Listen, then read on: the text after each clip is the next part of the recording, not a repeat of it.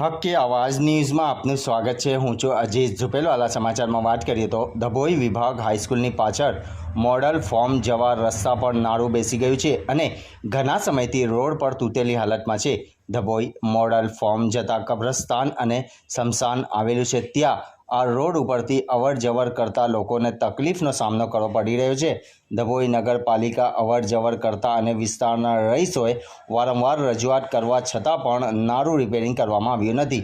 આ રસ્તેથી અવર જવર કરતા લોકોને બાઇક ચાલકો રાત્રિના સમયે તૂટી ગયેલા નાળાના ખાડામાં ઉતરી જાય છે અને નાની મોટી ઈજાઓ પણ થાય છે નું પણ લોકચર્ચામાં જાણવા મળે છે। રિપોર્ટ રફીક મંસૂરી।